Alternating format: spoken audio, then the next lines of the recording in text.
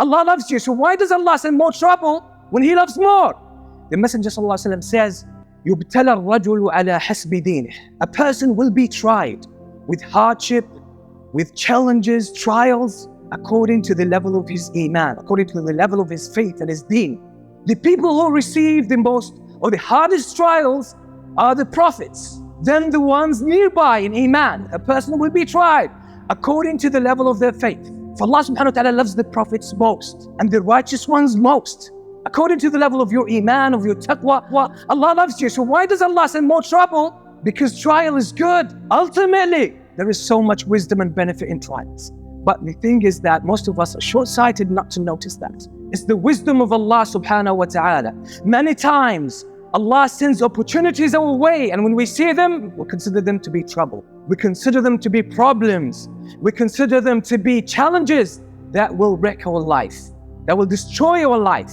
But in reality, these are gifts from Allah subhanahu wa ta'ala. Consider the life of the Prophet ﷺ himself. In Mecca, 13 years he's calling the people to Islam, saying to them, I am showing you the way, guiding you to the way leading to eternal happiness, to the pleasure of Allah, to paradise. Yet what was the response?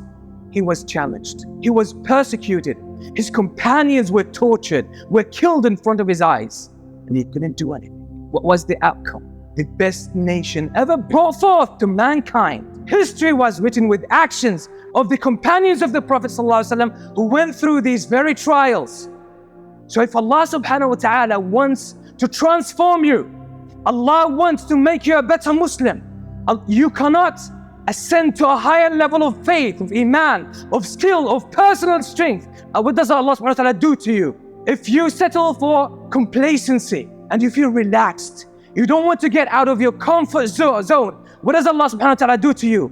He sends trials your way. Why? To transform you, so that you become a better person. فَإِنَّ مَعَ الْعُسْرِ يُسْرًا.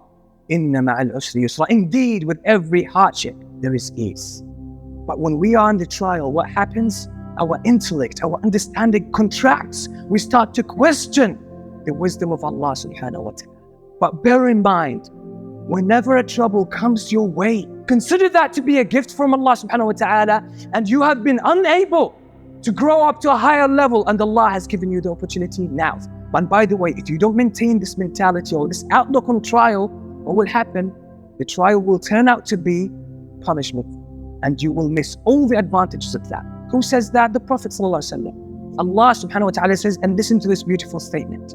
It says, أَنَا عِنْدَ ظَنِّ عَبْدِي بِي فَلْيَظُنَّ عَبْدِي بِي مَا شَاءَ. Wallahi, by this hadith, you can live your life without trouble. I am to my servant as he thinks about me. What do you think about Allah?